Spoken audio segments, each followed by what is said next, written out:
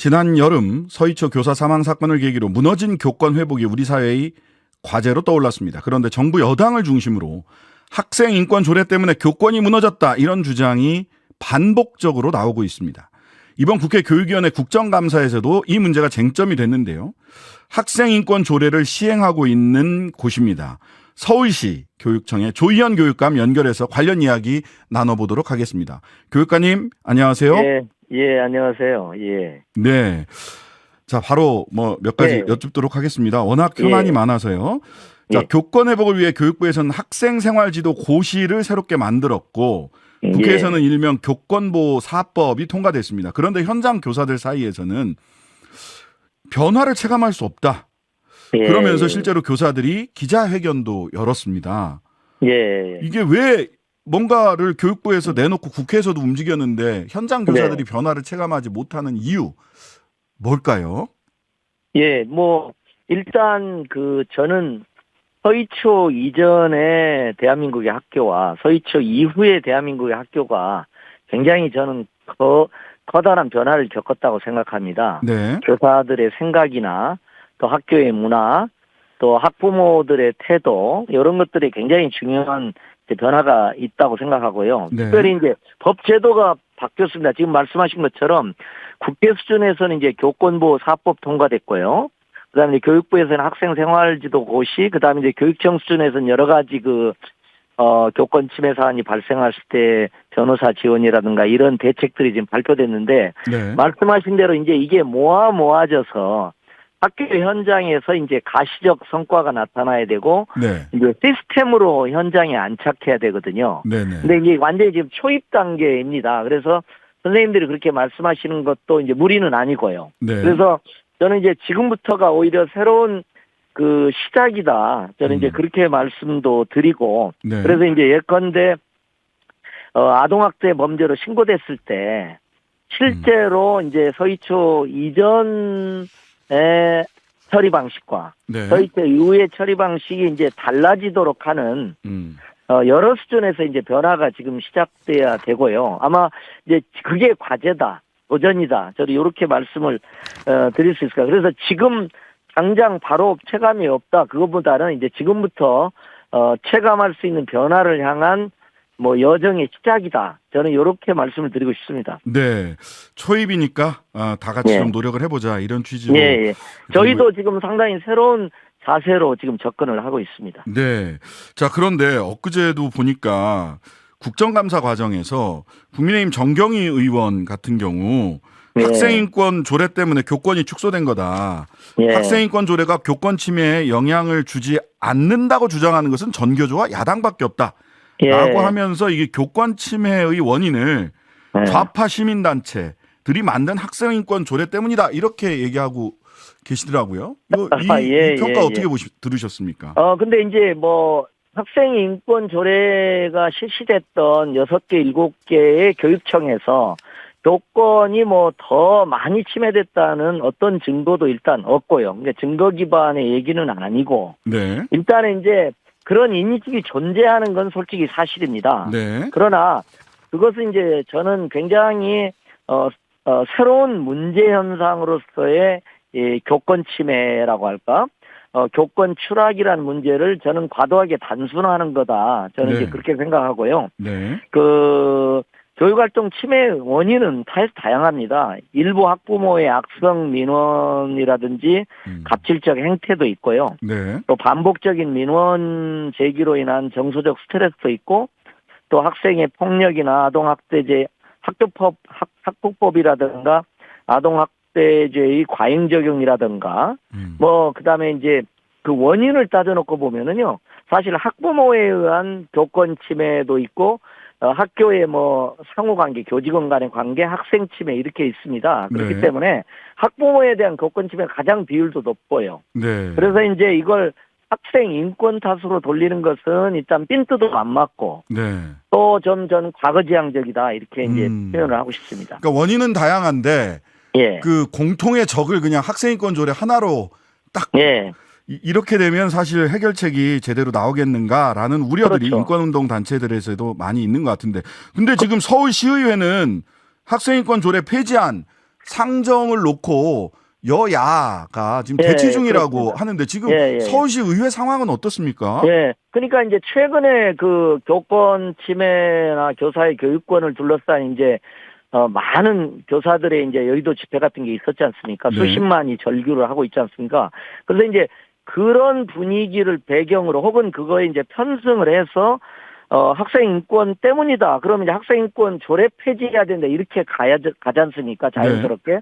근데 그건 아닌 거죠. 네. 그건 이제 과거로 돌아가는 것이라고 생각하고요. 네. 이제 요건 이제 서울시 의회 원래는 이제 주민 발의로 이제 돼 있는데 저는 이제 이 부분에 대해서 지금 말씀하신 대로 이제 여야 간에 이제 요 부분에 대해서 치열하게 이제 대치하는 입장이고 네. 저는 이제 학생 인권 조례 폐지라는 과거로 돌아가는 방식으로는 저는 문제가 해결될 수도 없다. 네. 학생인권 조례는 사실은 헌법과 그다음에 유엔 아동 권리 협약 같은 걸 기초로 굉장히 글로벌 보편성을 갖는 내용으로 이게 만들어져 있습니다. 네. 그래서 오히려 학생인권 폐지가 아니라 미래로 가는 방향으로 문제 해결을 해야 된다.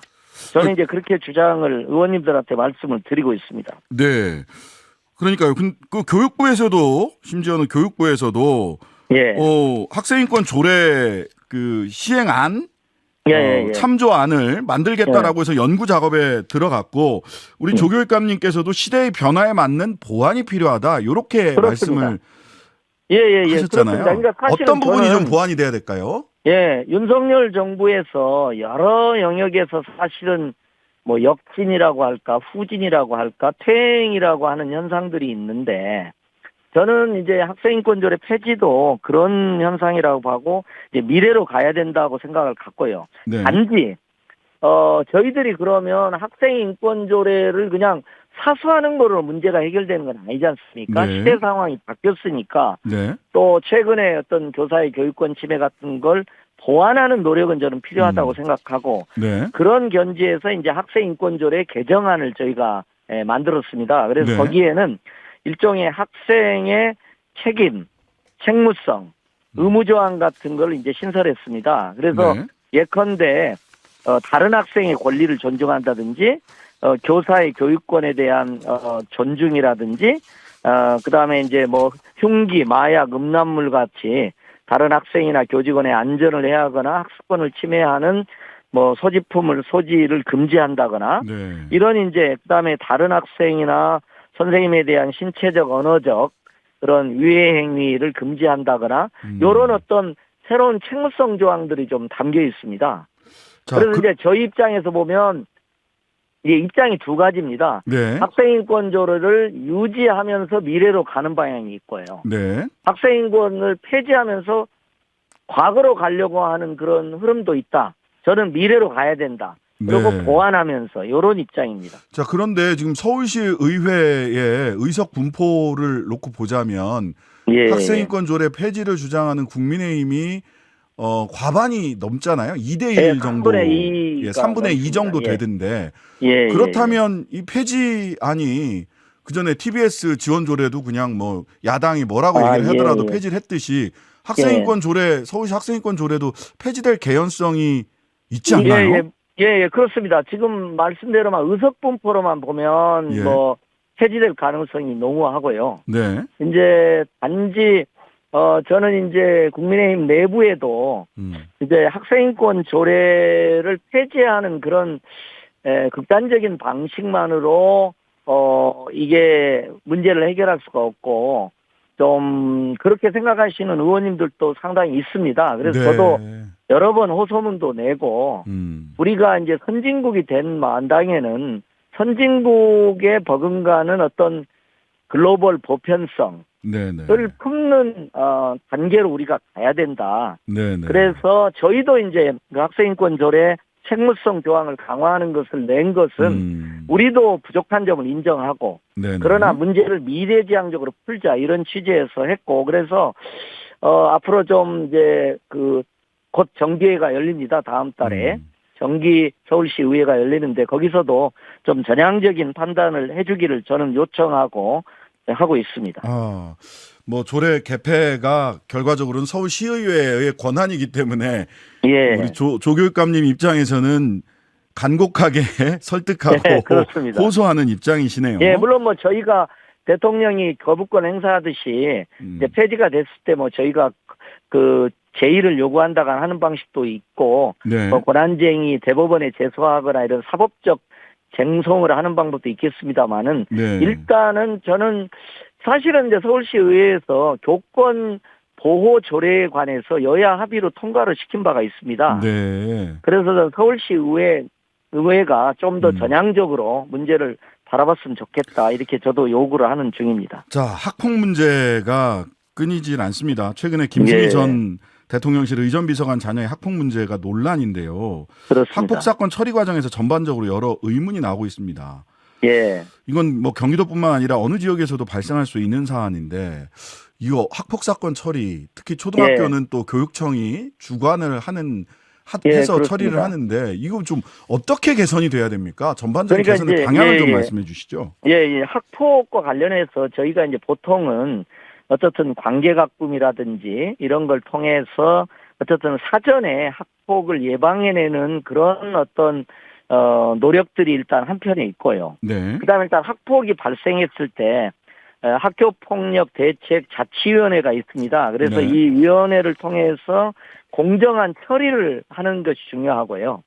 그다음에 이제 사후에 가해 학생들의 어떤 교육적 선도라든지 피해 학생의 그런 어떤 그 손해라든지 그런 정서적이라든지 신체적인 문제들을 이제 해결하는 그런 노력들이 이제 필요한데 이제 발생했을 때 이제 학폭의 처리 과정에서 이제 김승희 의전비서관의 자녀 문제처럼 이제 부모의 권력이라든지 위세라든지 이런 것들이 이렇게 부당하게 작동하는 그런 이제 부분들이 좀 있습니다. 그래서 이런 게 대단히 좀 안타깝고요. 네.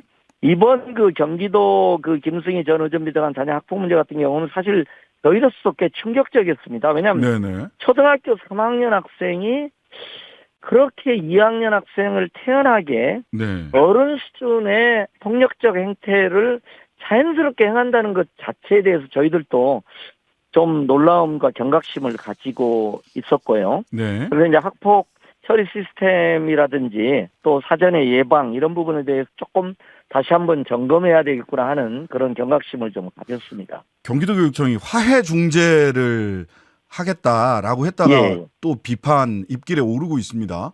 예. 그러니까 이제 이 부분은 그러니까 아까 말씀드린 사전 예방을 하고 학폭에 대한 일종의 학교 사법적 처리를 하는데 그 과정에 이제 동시에 어쨌든 화해적인 해결을 노력하는 것은 이제 평상시에 중요하고 저희도 그렇게 노력을 하는데 이것은 이미 그런 화해적 과정이 작동하지 않고 부모의 권력에 의해서 공정한 처리가 부당하게 된 것이기 때문에 이제 지금 단계에서 이제 화해적 방법을 얘기하는 것은 이미 조금 다른 단계인 것 같습니다. 이미 지금은 이제 이것을 왜 이렇게 공정한 처리가 없었는지에 대한 오히려 정당한 점검 같은 것들이 필요하고 경기도에서도 그렇게 진행하지 않을까 저는 생각을 하고 있습니다.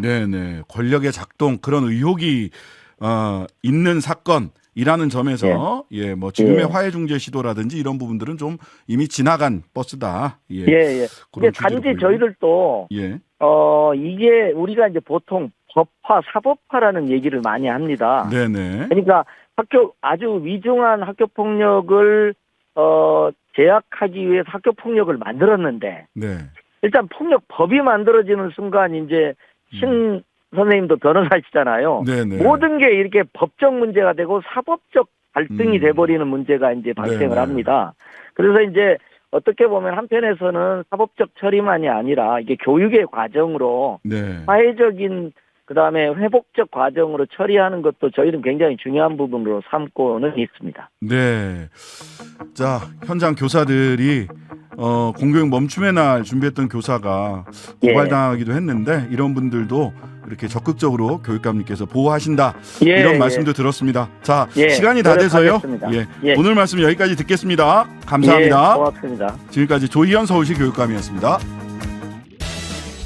하루 종일 기다려지는 진짜 시사. 평일 저녁 6시 5분 신장식의 뉴스 하이킥.